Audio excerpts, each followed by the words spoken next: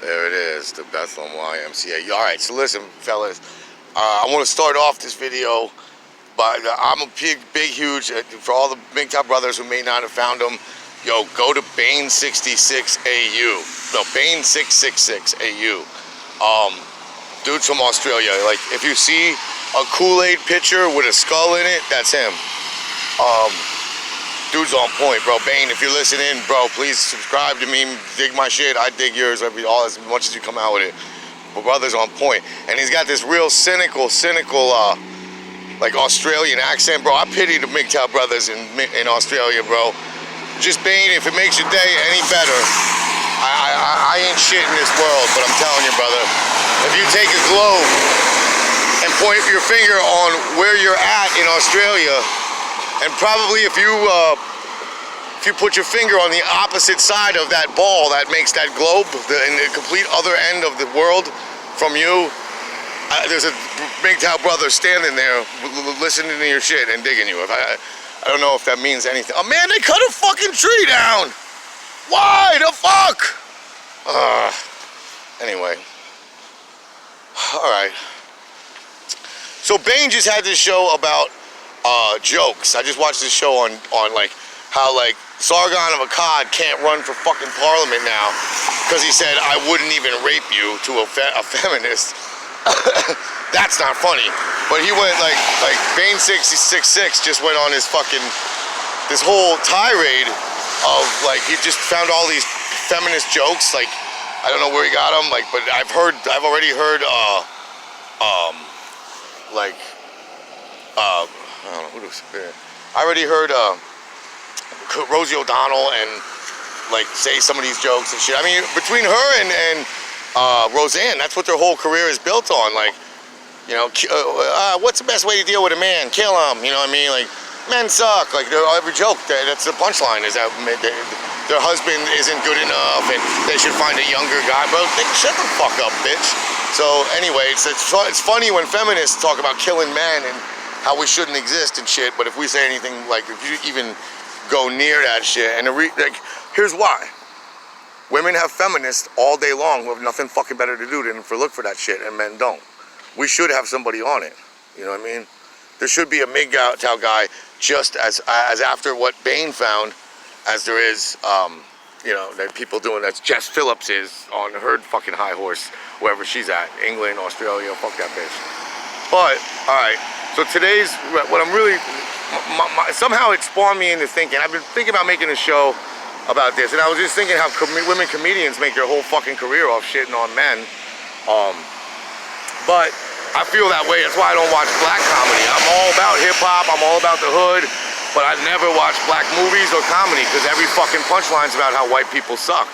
And if white people, it'd be alright if white comedians could say that shit back, but since we can't, why the fuck should I watch Martin or fucking Chris Rock? You know what I mean? Like, Chris Rock had a whole fucking routine. He came to fame over the word nigger, right? But yet if I say that, he thinks he's gonna whoop my ass. Let me tell you something, Chris, I'll snap you up on my fucking knee, nigga. I'll call you nigga. You better have some other niggas around you when I say nigga, because I'm gonna call you nigga every fucking chance I get, okay? I have free speech, and if you can say it, I can say it. Your skin color's not supposed to matter, right, Rosa Parks? Right. Alright, so anyways, like, that's how it is with fucking female comedians. They get to say whatever the fuck they want. In the carte blanche, and it's alright. But if we say you gotta watch every fucking word you say if you have a penis on you. Fuck that noise. So anyways, alright, so somehow it got me thinking that, like, my industry is not comedy, my industry is music, okay?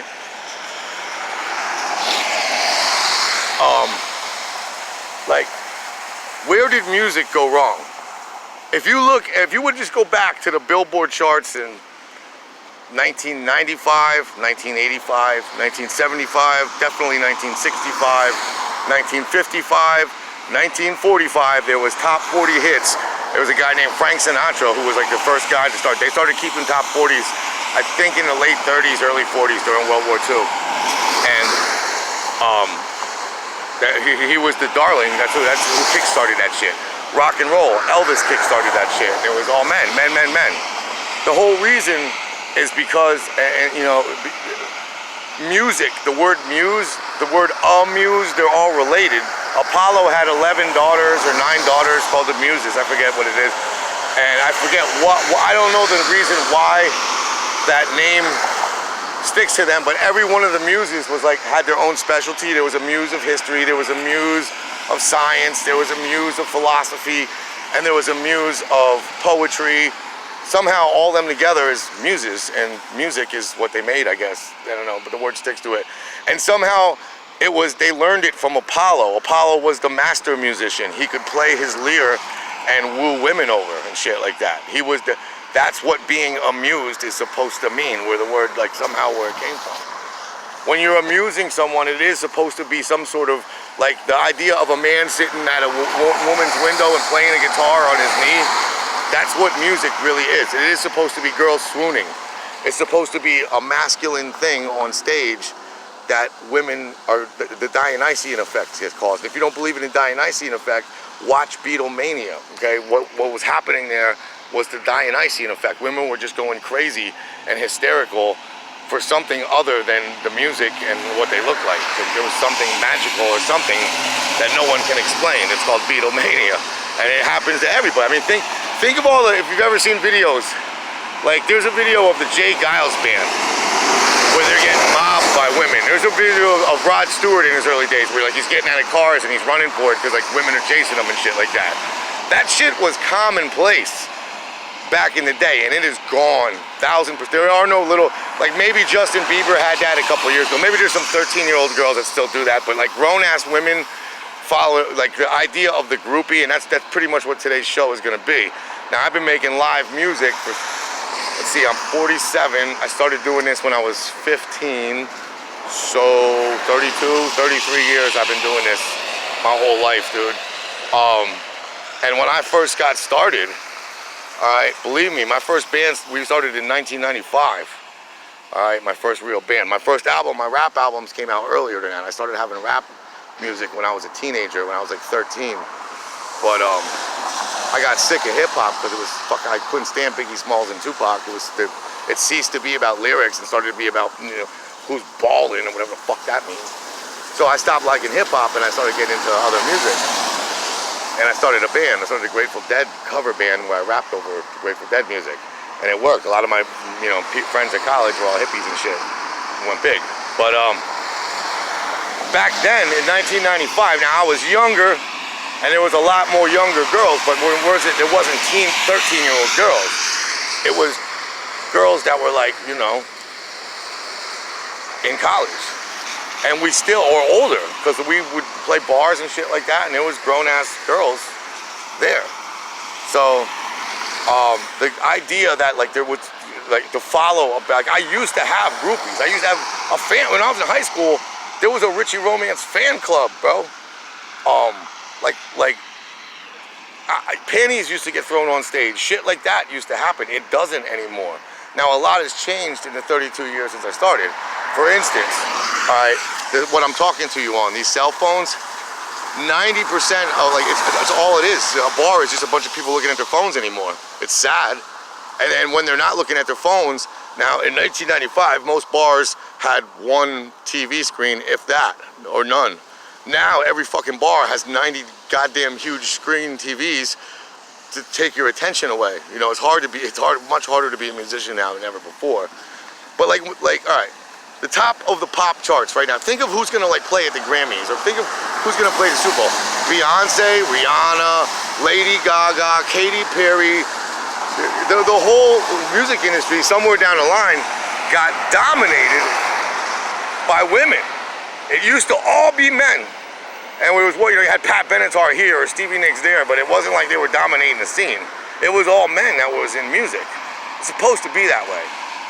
I don't give a fuck what anybody says. This whole, and who is to blame for it? Where is the genesis of this? Where did it start? Who fucking like changed this? All right, here's who I blame.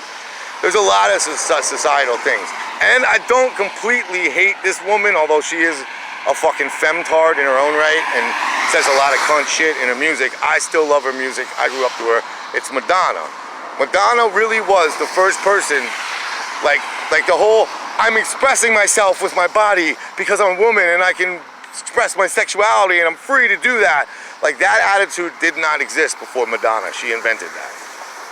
Gyrating on the floor on national TV and dry humping like yourself or fingering yourself or making out with other women that are young enough to be your daughter, dressing, you know what I mean, dressing like a slut in a wedding outfit, like she totally took the whole slut thing to a new level, you know what I mean, Madonna. The whole, hey girl, if you got something to say about it, I think you do, let me hear you say it, you know, that don't go for a second, her whole message, son. Why are no buses coming up this street? Alright, anyway, I think I'm late for the bus or something funky's happening. So anyways, yeah, like ever since, and like the days, like if you think that like being in a live band gets you automatic pussy, it doesn't, bro. I never get laid from my band. The only time I get ass is when I go out dancing. Like, number one, it's hard because you gotta I have to organize everything, I have to set everything up, break everything down, get paid, talk to the management, get the set list together, fucking herd all my musicians into make sure they're all there, fucking wipe everyone's ass, change diapers, da da da da. So I don't have time to be like kicking at the chicks, but there's no reason to do it anyway. There's not really, there's tons of girls that come, there's tons of girls that dance, but like, even approaching them, like even like I used to be like, when I'm a lead singer, I'll just run out in the crowd and French kiss a girl if she's looking at me the right way, and that's like cool and hot and like dope. Like now I wouldn't even dream of doing that. I might be fucking end up in jail the next night, you know what I'm saying? Girls used to rip my shirt off every single show. Like that was part of the act, ripping my clothes apart and shit like that when I was a teenager and I did it. Like that shit will never happen again. Like and the reason why it's not because men changed, it's really not because I got older or I changed. Because I have lots of young friends that do it, and their audience is the same way. It's because music has become feminized, and Madonna was the key player in it. Now, lots of people came after her and filled her shoes, but I really look at her. Like, if you wonder why music sucks nowadays, it's because it's been feminized. The last time that men dominated the charts, like, was, if you technically, that men dominated, like it was nothing but men on the charts, was during the grunge era in the mid-90s. That was the last time where 6 of the people in the top 10 song list or album list of the week were men. And white men at that. That's gone, bro. We don't have no heroes no more, bro. I don't know what everyone else is talking about. We are fucking marginalized. So, if you wonder why music sucks, I guess the point of my video is blame Madonna. I still love Madonna's music, but I don't like her cunty fucking message that she always has to implement on everyone. And I think, like so many other millionaire fucking women in entertainment who have all this feminist leftist shit to say, she is terrible mother because her son Rocco refuses to fucking be with her.